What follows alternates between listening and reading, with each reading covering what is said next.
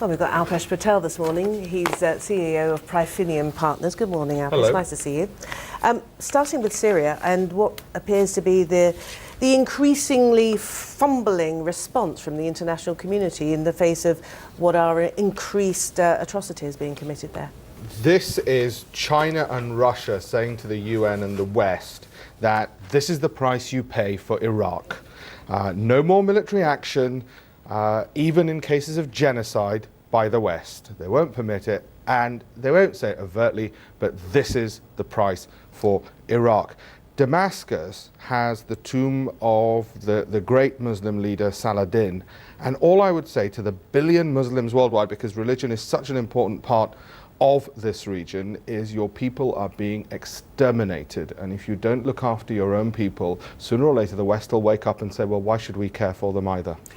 What is coming to the fore, it seems, in Syria is that we're having a sectarian conflict, which is between different sects, different branches of Islam, and this is Sunni versus Shia, which is the great fear, isn't it, for the region? Yes, absolutely. There's been divisions, of course, throughout. When you look at the Iraq-Iran war throughout the 80s, for instance, on a similar basis. And we want to do something in the West. That's very clear. Britain and America, indebted as we are up to the eyeballs, so can hardly afford a military conflict, definitely want to do something. But essentially, I'm afraid it's going to have to come down to the Muslim community around the world to do something, because you can see that China and Russia will not permit, through the UN, action to be taken. Assad will end up in the International Criminal Court. He's got nothing to lose. He knows he will end up there, so he might as well throw everything all in to wiping out as many of his There is understandably protesters. great anger and frustration at the Russian and the Chinese position. However, Russia has made the very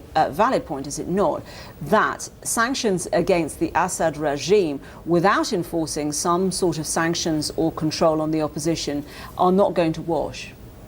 No, I think it's an incredibly weak position on the basis that it's a really good way of actually doing nothing and saying, well, let's talk a bit more about the technical details. From what I understand, unless the newspaper stories and the Western journalists are manufacturing it, children have been wiped out.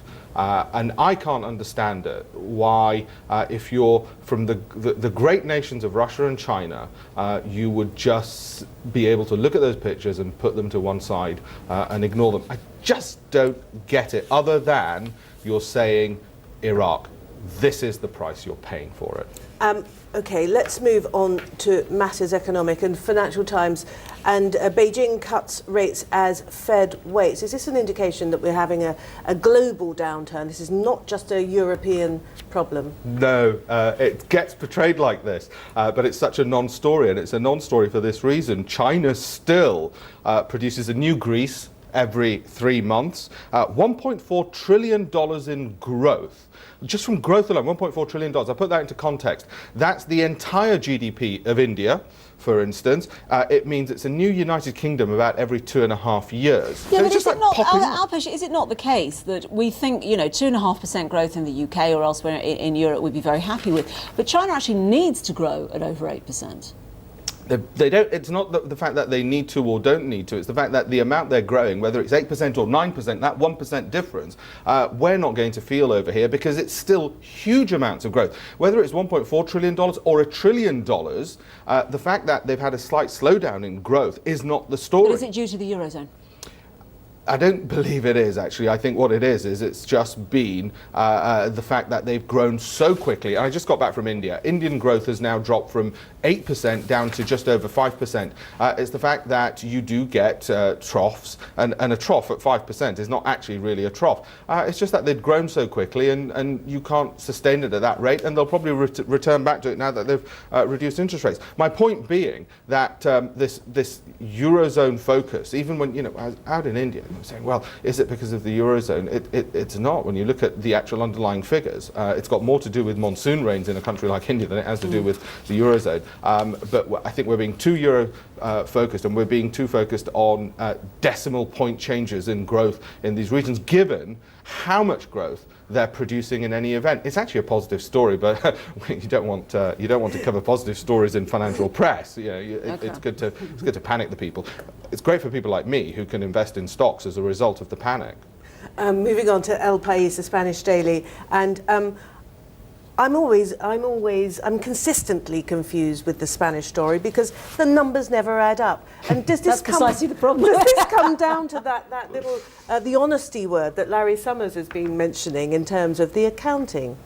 Oh no, please tell me an American hasn't been talking about accounting. This is the land of Enron.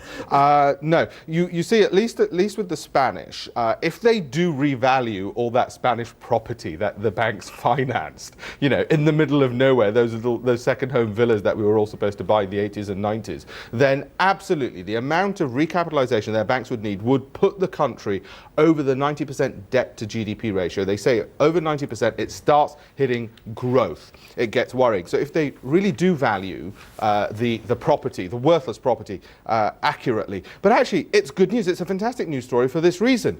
We're all getting panicked over US stocks as a result and UK stocks. They've become cheap again because when you look at the earnings that these other countries and their companies are producing, yet their share prices are not reflecting those earnings and the cash piles they have. It's a buying opportunity, actually, if you're a shareholder. Of course, not good if you're Spanish, but thankfully most of us aren't. But the fact is that the IMF is looking at Spanish banks and will report back on Monday. This is Cameron, I'll protect the UK from a European superstate. This is the problem, is it not? That Europe has to go now. The Eurozone, if it wants to stay together, one assumes it has to go for further integration, which means more oversight, more control of fiscal masses, a loss of sovereignty, and there's going to be opposition within Europe to doing that. No, I don't think it does need to go to closer union. It's a good distraction. It's a great story for Britain because it allows the British Prime Minister to take the focus of some of the troubles they've had in domestic politics. I mean, who's going to disagree with you in the UK if you say, well, we've got to be careful about the EU? No, really, you know, given what's happening. So you're pushing at an open door. The idea is that fiscal union is the solution because, for instance, in America, if California has problems, then some of the money from New York goes over there. Well, we've been doing this in the EU ever since the Butter Mountains. I mean, how were they created? They were created because they take a bit of my money from the UK and shove it over to Brussels and create these wine lakes and these Butter Mountains and all this fiscal waste. So we have no problems with the EU creating fiscal waste. They've been doing it for ages. They don't need greater union to do it, but it's a distraction for the political leaders from the real underlying issues. And hopefully it's a bit populist. You can sort of fly the flag and say, I'll stick up for the country. In actual fact, he's right as well, but that's neither here nor there, of course. But the fact of the matter is it plays well politically. Can I get 10 seconds from you on racism in football as Euro 2012 gets underway today? In fact, that's about 5 seconds now. Yeah, well, thankfully, I've never suffered from it. I can't imagine why.